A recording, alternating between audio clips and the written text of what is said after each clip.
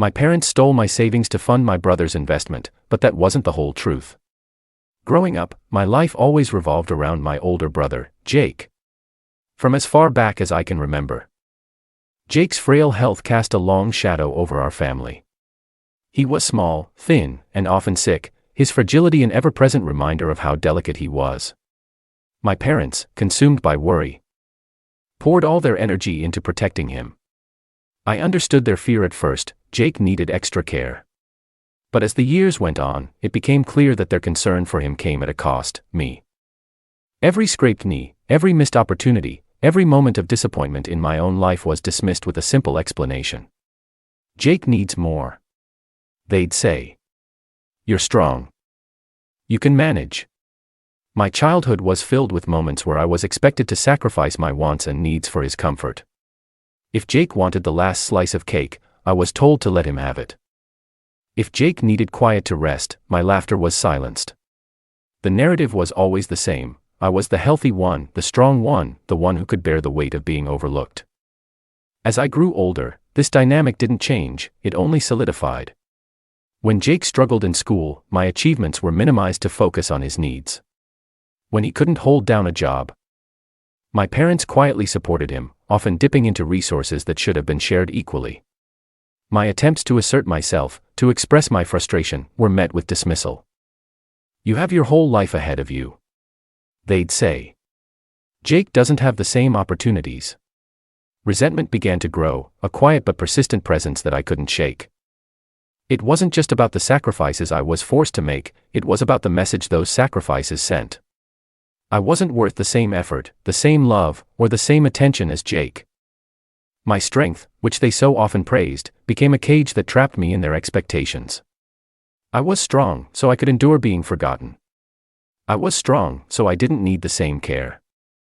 But strength, I learned, wasn't limitless. Each small wound compounded over time, leaving scars I couldn't ignore.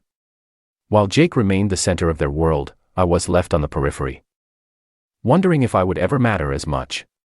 When I discovered my savings were gone, it felt like the ground had been ripped from beneath me. Years of hard work, scrimping, and planning for my future had vanished in an instant. The realization burned through me, anger and disbelief churning as I pieced together what had happened. My savings, the foundation of my dreams, was gone, not because of some external misfortune, but because of a betrayal that came from within my own family. Confronting my parents only deepened the wound. My mother looked away, wringing her hands as if trying to squeeze the truth out of her palms, while my father sat rigid, his jaw tight. Finally, they admitted to taking the money. Jake needed help. My father said flatly, as though those 3 words justified everything. They explained that Jake had come to them in desperation, claiming he had made poor investment choices and needed the funds to avoid serious legal trouble. You have to understand, my mother added, her voice trembling. He's your brother. He was in trouble. What else could we do? The words were like salt on a fresh wound. Their tone wasn't apologetic.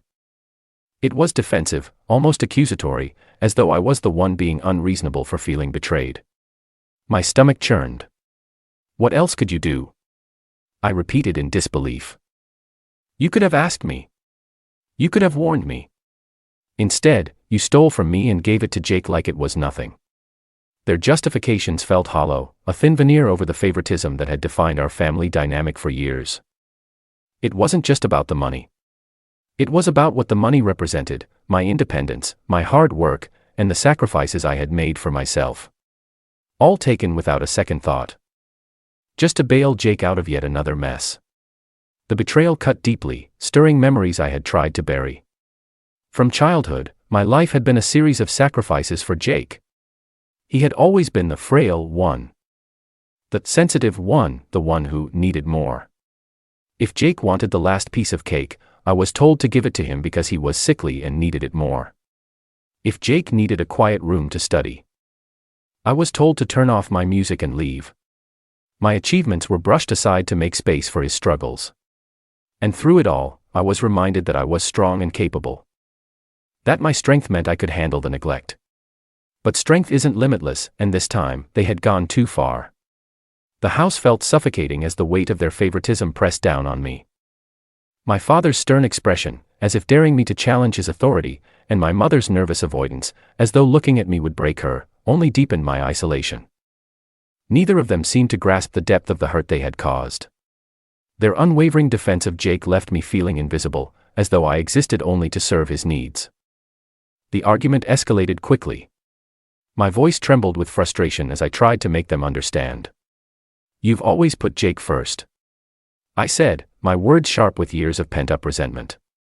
"It's always about him. Do I even matter to you?" My father's face hardened. "You're being dramatic," he said, his tone dismissive. "This was a family decision." "A family decision?" I shot back. "You didn't consult me. You didn't even think about me. You just took what was mine and handed it to him without a second thought." Jake was desperate. My mother interjected, her voice breaking. "He could have gone to jail. We couldn't let that happen." The air in the room was thick with tension, the unspoken truths of our family dynamic finally coming to the surface. My anger spilled over. "And what about me?" I demanded. "What about my future? Or do you only care about Jake?" Their silence was deafening, their inability to answer more telling than any words could have been. I felt the tears burning in my eyes, but I refused to let them fall.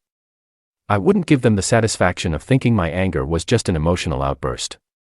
After the argument, the silence in the house was unbearable. I retreated to my room, the door closing with a finality that mirrored how I felt. Alone, the gravity of the situation settled in. It wasn't just the loss of my savings. It was the loss of trust, of respect, of the illusion that my parents saw me as their equal. For years, I had tried to be the dutiful daughter, to bear their neglect with grace. But this time was different. This time, I couldn't let it go. Sitting on the edge of my bed, I stared at the wall, my thoughts racing. My anger hardened into resolve. I couldn't change the past. But I could refuse to let it define my future. If they couldn't see the damage they had caused, I would have to make them see. For too long, I had been silent. Now, it was time to stand up for myself. No matter the cost. Jake's return was abrupt and unsettling, his disheveled appearance and erratic movements setting the tone for what was to come. He didn't waste time, his voice trembling as he made his demand. "I need more money," he said, standing in the middle of the living room. "This time, it'll work. I can fix everything." The words hit like a thunderclap. I stood frozen, my mind struggling to process what I was hearing. Jake's desperation filled the room, his urgency palpable, but it only deepened my disbelief. My parents exchanged uneasy glances, their expressions tinged with concern that quickly gave way to the familiar, unwavering support they always offered him. I knew then that this would end the same way it always did, with Jake's needs prioritized above everything else. "More money," I said. My voice sharp, cutting through the tension. "After everything you've already taken. You want even more." My father's face tightened, his tone turning stern. "Emily, he's your brother. He's in trouble. Family helps family." I felt a surge of anger rise within me. "When does it stop?" I shot back, my voice trembling. "When do you stop sacrificing everything for his mistakes? You've already taken from me once. How much more do you expect me to give?" Jake's defensive posture stiffened, his face contorted with frustration. "You think I enjoy this?" he snapped, his voice cracking. "Do you think I want to be in this position? Then stop putting yourself there." I retorted, the coldness in my tone surprising even me. "Take responsibility for once in your life." The argument spiraled, voices clashing as years of unresolved resentment spilled over. My father's booming accusations of selfishness mixed with my mother's tearful pleas for understanding.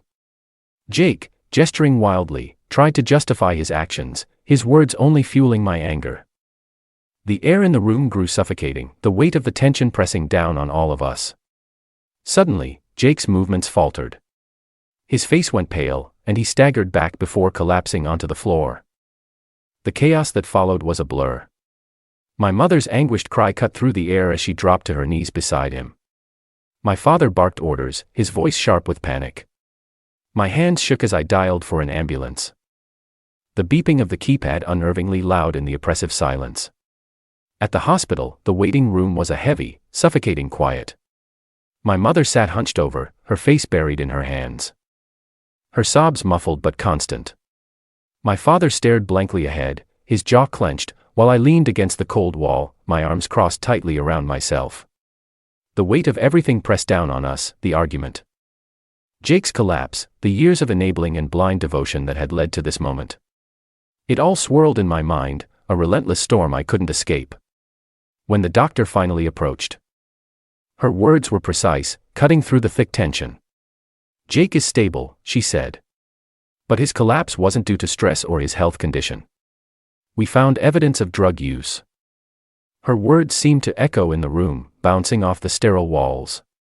My mother gasped audibly, her hand flying to her mouth. My father's rigid posture broke, his head dropping into his hands. I stood motionless, a mix of vindication and sorrow swirling within me. This was the truth I had suspected but never dared to confront. The doctor's words lingered long after she left, hanging over us like a dark cloud.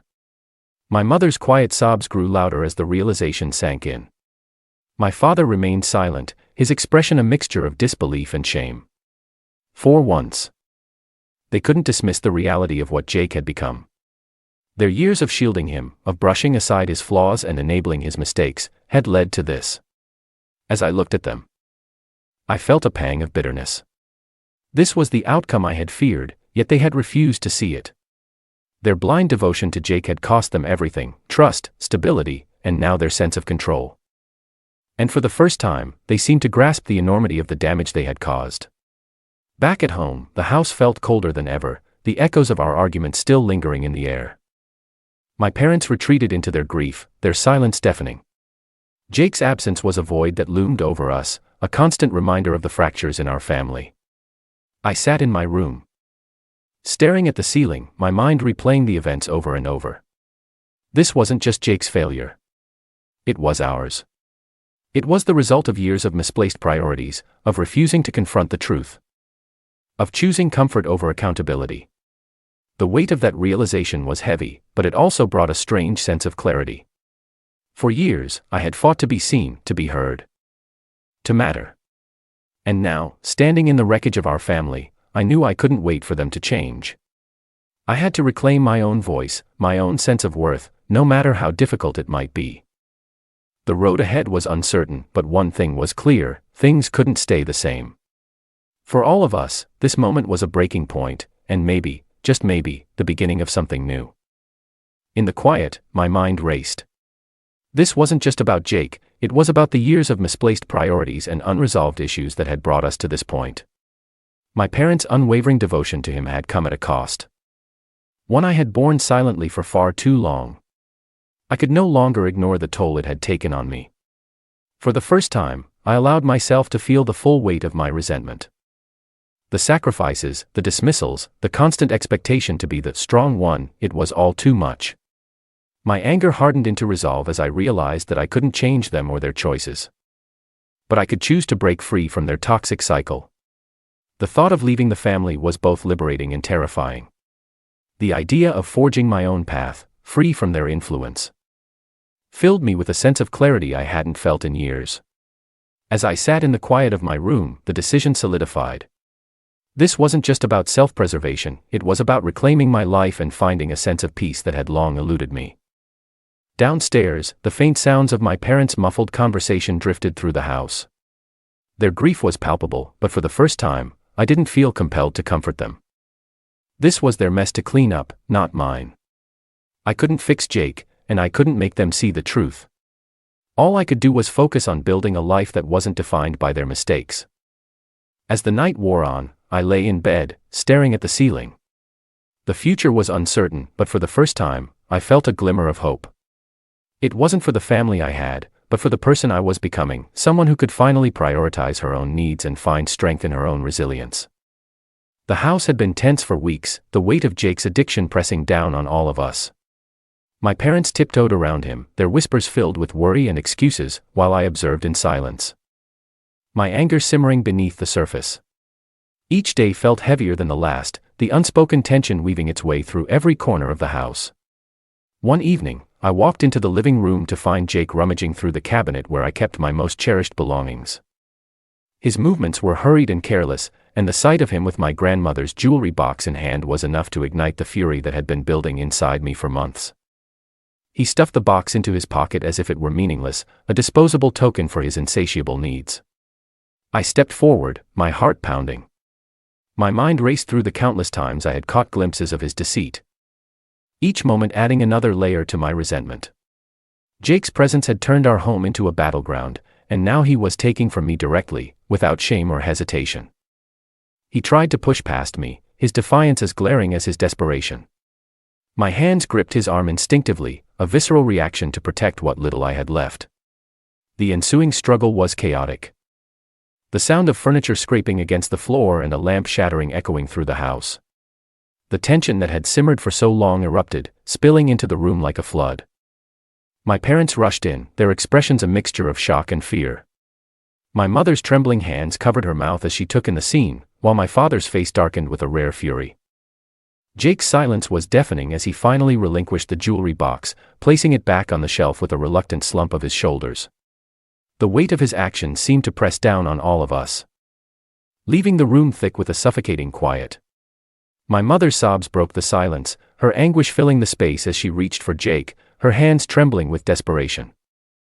My father stood rigid, his fists clenched at his sides, his gaze fixed on Jake as if trying to reconcile the son he had once known with the men standing before him. My parents' protective instincts, which had shielded Jake for so long, now seemed to waver under the weight of the truth. Their denial, their excuses, their justifications, it all unraveled in that moment. The aftermath was a quiet storm. Jake retreated to his room, his footsteps heavy with the burden of his guilt. My parents sat on the couch, their faces pale and drawn as they tried to process what had just happened. I remained standing, staring at the broken lamp on the floor, its shards a fitting metaphor for the state of our family.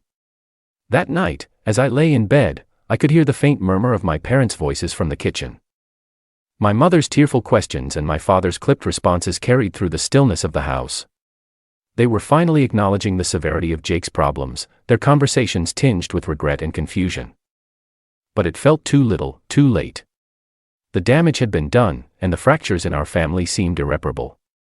I stared at the ceiling, my mind racing with thoughts of what had brought us to this point. Jake's addiction was not an isolated issue, it was the culmination of years of enabling and denial. My parents' well-meaning but misguided attempts to shield him from the consequences of his actions had only deepened his reliance on their forgiveness. And I, the silent witness to it all, had become collateral damage in their desperate efforts to hold our family together.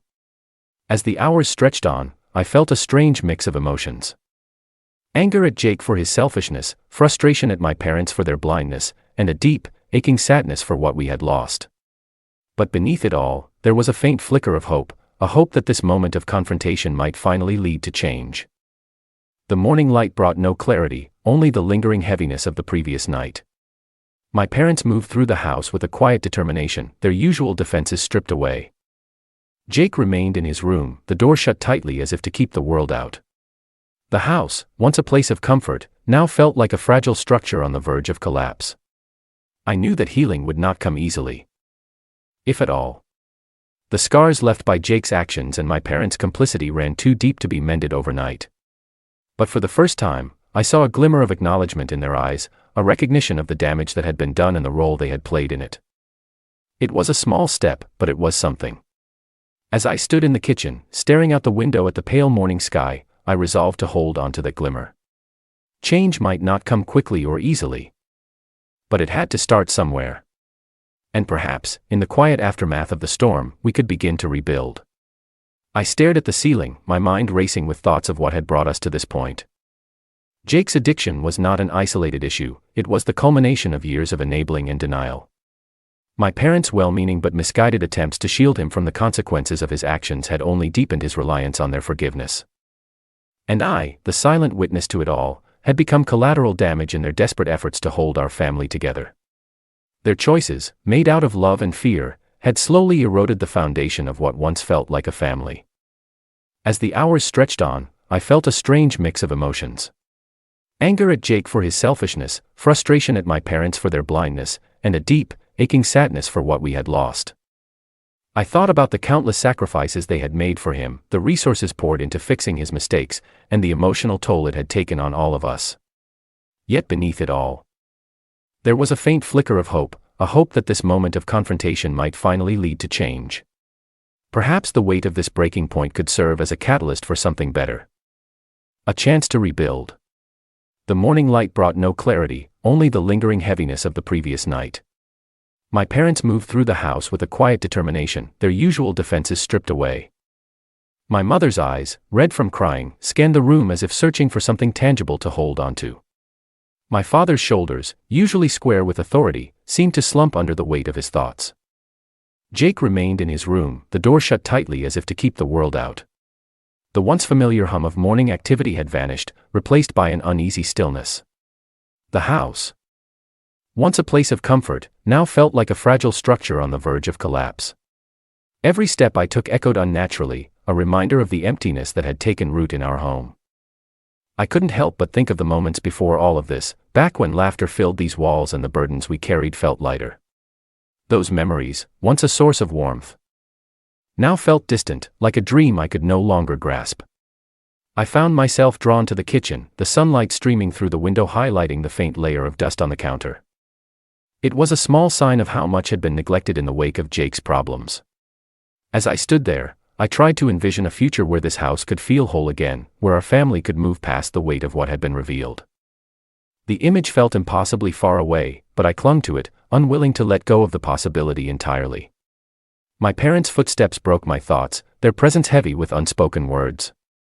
They moved past me, their actions mechanical as they prepared coffee and straightened the room, but their silence spoke volumes. They were grappling with the truth, perhaps for the first time. And I could sense the turmoil beneath their calm facade. It was a small shift, but it was there, an acknowledgement that things could not continue as they had. The hours passed slowly. Each moment a reminder of the fragility of our situation. Jake's door remained closed, his presence felt only in the quiet tension that lingered throughout the house. I wondered what he was thinking. If he felt the same weight of realization that the rest of us did.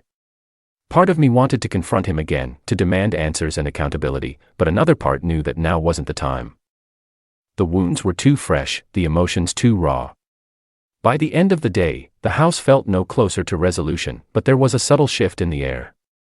The tension hadn't disappeared, but it had softened, replaced by an unspoken agreement that things needed to change. Whether or not we were capable of that change remained to be seen, but the first step had been taken, the illusion had been shattered. And the truth was finally inescapable. As I sat in the fading light of the evening, I allowed myself a moment of stillness. The road ahead was uncertain, and I knew it would be long and difficult. But for the first time, I felt a flicker of something that had been missing for years, hope. It wasn't a grand, sweeping feeling, just a small ember, fragile but persistent. And for now, that was enough.